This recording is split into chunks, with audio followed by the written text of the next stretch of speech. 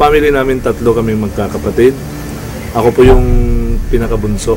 Karoon kami ng bahay sa squatter area. Itong kwarto ko po na dati. Dito po ako nakakaiga, natutulog. Dito talaga ako lumaki. Nakatira kami yung buong pamilya namin.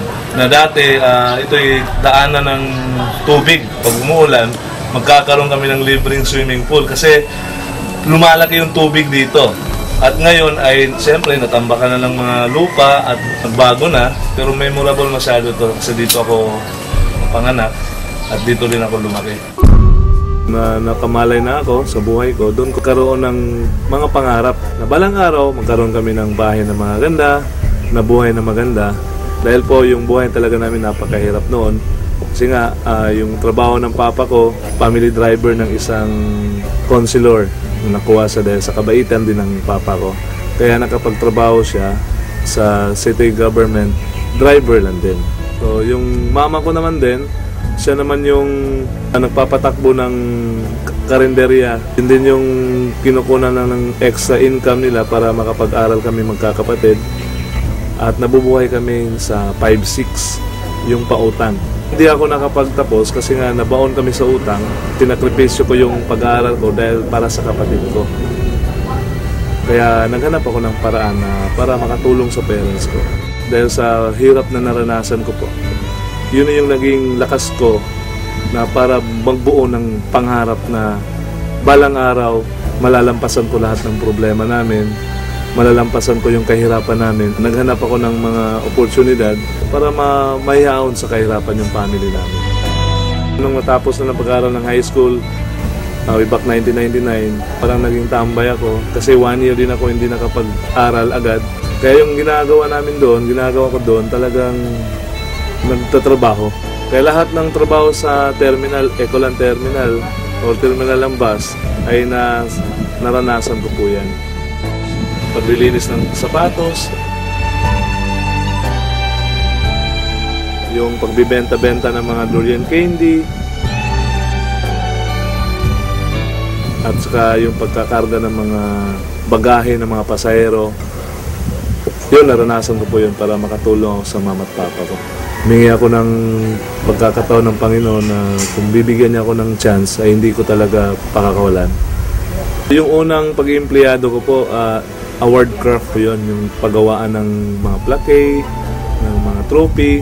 Actually, nagtrabaho ako para sa ate ko, para makapagtapos siya ng pag-aaral niya.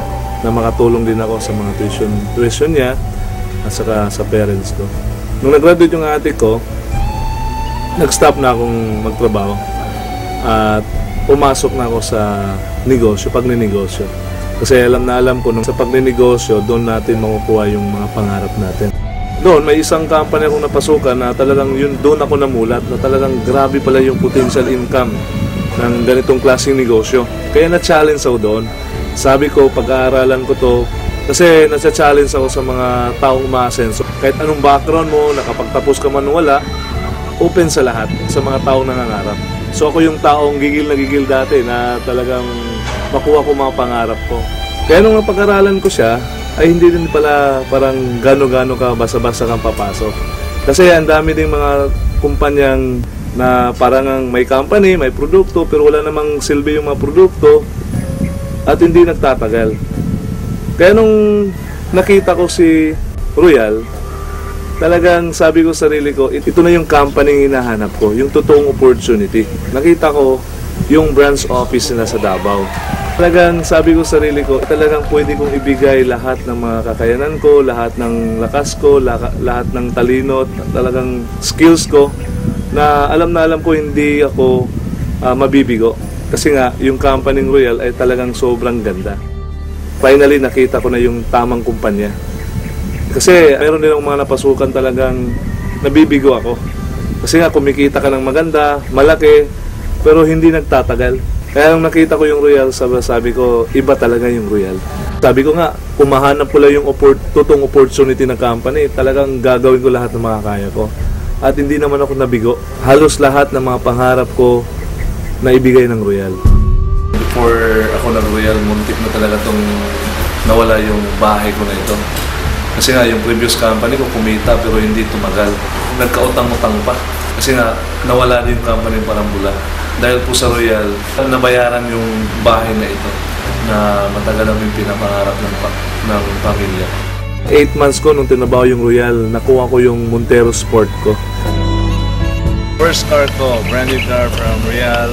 Doon ko na unang na-experience na nagkaroon ako ng sasakyan dahil po sa Royal yon. At dahil din po sa Royal, after 1 year ko po, na-awardan po ako sa executive circle ng company.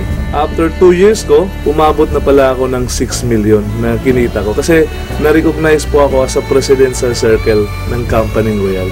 Kaya grabe yung nangyari sa buhay ko. Lalo na ngayon, in 3 years time ko sa Royal, na nagkaroon ako ng opportunity na makasama sa travel ng company. Ang kagandahan po ay sa Brazil. Dito sa Royal, lahat sinasabi, lahat pinapangako nila ay nagkakatotoo.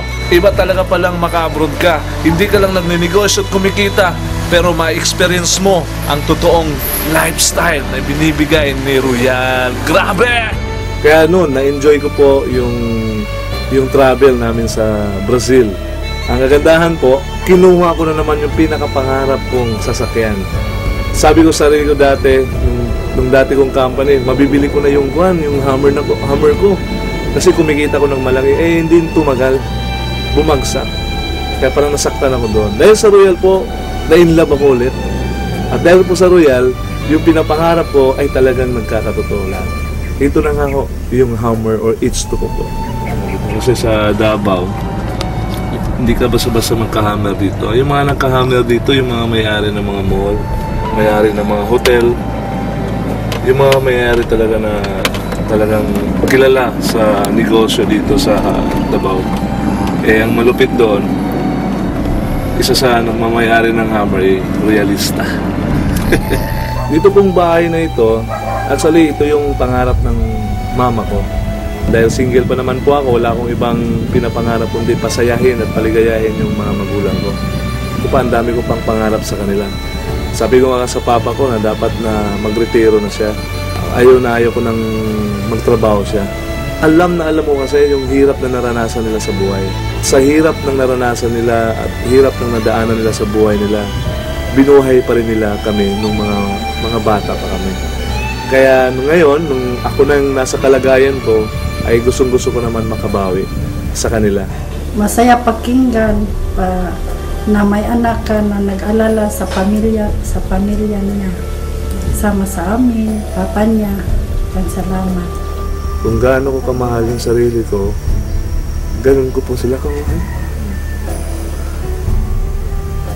Kaya lahat, habang single pa po ako, habang hindi pa ako nag-aasawa, binibigay ko po yung kaligayahan nila. Inauna ko po sila. Marami tayong kaibigan, magiging partner. Pero ang masabi ko lang, nag-iisa lang sila na ina at ama ko sa mundong ito. Kaya kahit anong mga hirap na naranasan ko sa pagninegosyo, makita ko lang sila, parang namomotivate na ako, parang nabibigyan ako ng lakas na ipagpatuloy yung naumpisan kong pagtatrabaho na maayos at yung tama. Sila din yung dahilan na umabot ako sa naabot ko ngayon. Kasi kung hindi dahil sa kanila, siguro matagal na ako ring nag-give up. Kaya kahit anong gawin ko, lahat ng ginagawa ko, sa ngayon po para sa kanila po.